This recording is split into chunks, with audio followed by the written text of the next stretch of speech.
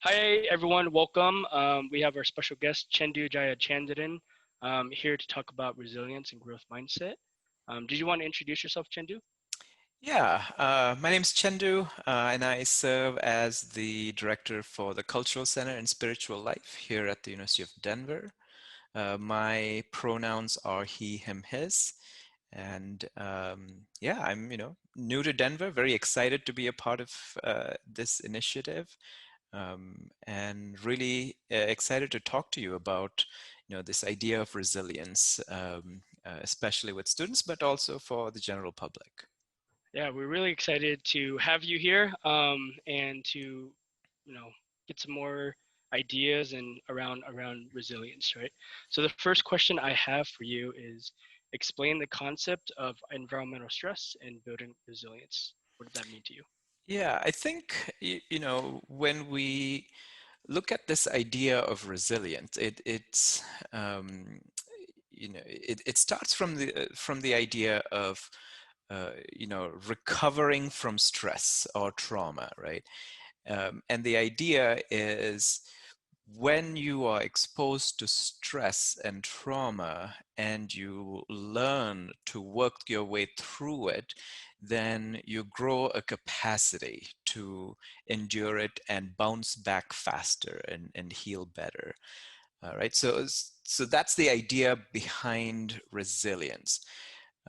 Now, what I want to kind of flag for you is what happens if you are repeatedly exposed to trauma and stress, but you're not afforded the time to heal in between, right? Because the equation for resilience is exposure to stress, healing, recovery, reflection, and then exposure to another stressor so you can actually um, develop some of these skills. So what I want to introduce you to is the idea of environmental stress. So stress that is just pervasive. It's not necessarily a singular trauma or a stressor, but stress that just keeps on being there, right? And the problem is when you experience that, you don't necessarily have time to recover and heal and reflect. And the problem is, if you don't have those things, then you don't actually build resilience. What you do is you develop hopelessness. So, what exactly is environmental stress? Environmental stress are those stresses that just exist all the time. Now, for instance, if you are a person of color and you're walking around a predominantly white institution, there are stressors of, do I belong here? Is someone going to ask a question about my blackness or of my Latinx identity? If you're a person with a physical disability or a wheelchair user, and you're walking around or moving around a campus that isn't immediately wheelchair accessible, you always have to think, how am I going to get from one building to the other? And that's always present. If you're a Muslim student and you have to pray 5 times a day, but there isn't necessarily a dedicated space to pray, you always have to think, where am I going to find a place to pray safely? Right, so those are stresses that are always going to be there, and when you add on top of that these other stresses or trauma, it diminishes the ability of certain populations, particularly minoritized populations, to recover. And therefore, then this concept of resilience doesn't serve them the same way that it serves other populations. So we have to be careful about saying resilience is the answer to everything, because it's not. Yeah, I totally agree with you. Of like environmental stress, contributes to how campus climate is felt on Yes. campus, or right, Hmm. this idea of resilience can be really damaging if we're not obtaining resilience in a Western view, or some of the concepts that have come out around resilience. So my question for you, Chendu, is in your work as the director of the Culture Center, how do you see this in your daily work or in your vision of the Yeah. Culture Center? Yeah, and I think that's where a space like the cultural center comes into the equation, because what we what we are working towards is creating a space where students can just be, right?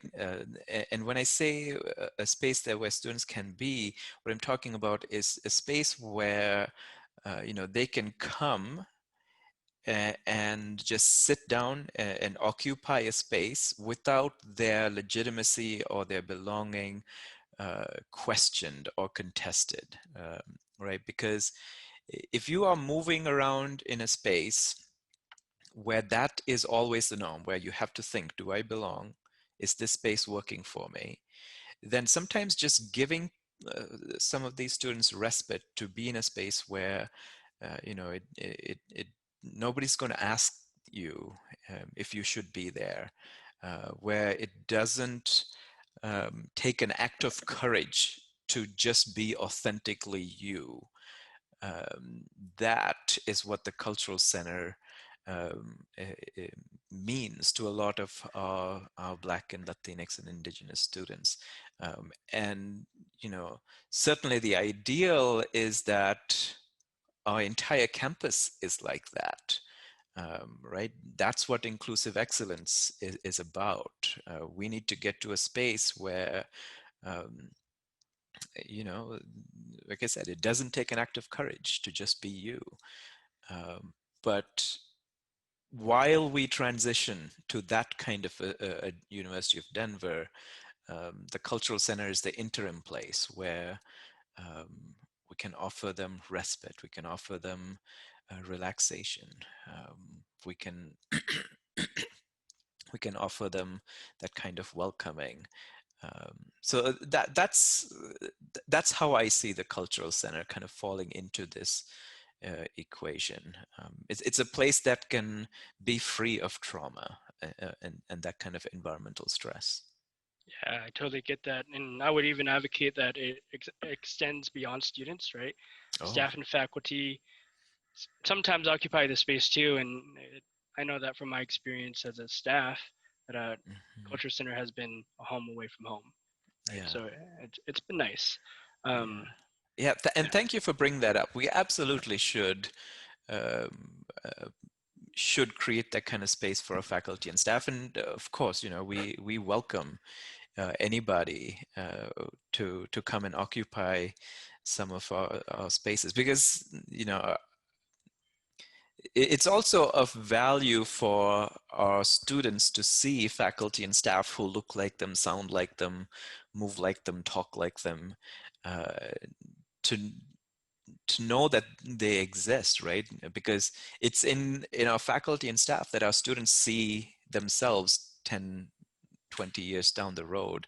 um, and the just being able to witness them, be in their presence, is of value.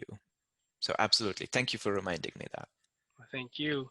And then my last question here is, I know that you're new to the university and to the culture center, but I'm sure that you've experienced this, more of this. How do students navigate resilience and some of this environmental stress? Yeah, I think um, the I think we have to understand that students are um, very capable of of articulating their experiences and their needs.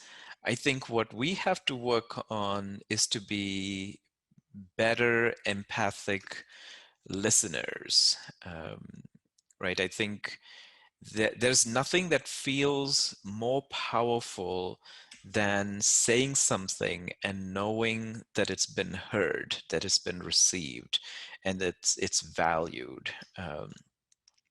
And when students get that, they start to believe in their own power, their own abilities.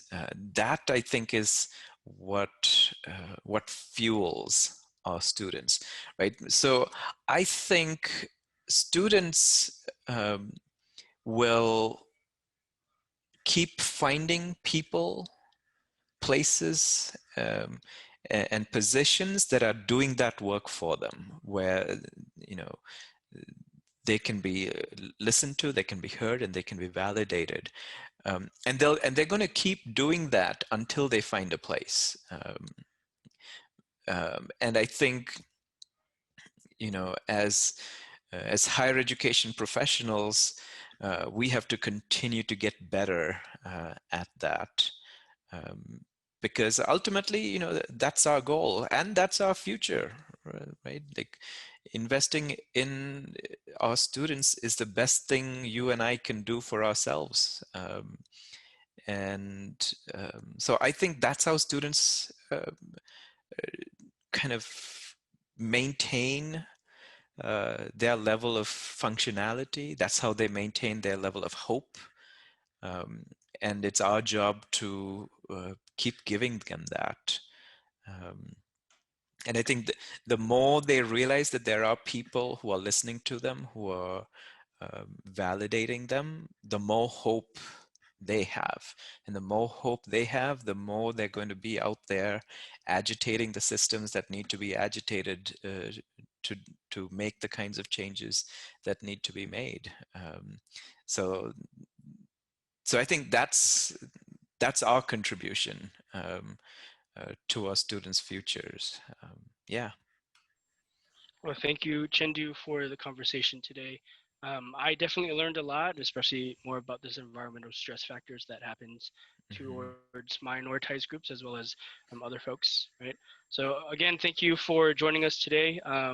For those who are participating in this module, there will be a discussion question linked to this video, so make sure you reflect on that. Otherwise, again, thank you so much for joining us. We'll see you later. Thank you so much, Dong. I really appreciate the chance to chat with you all.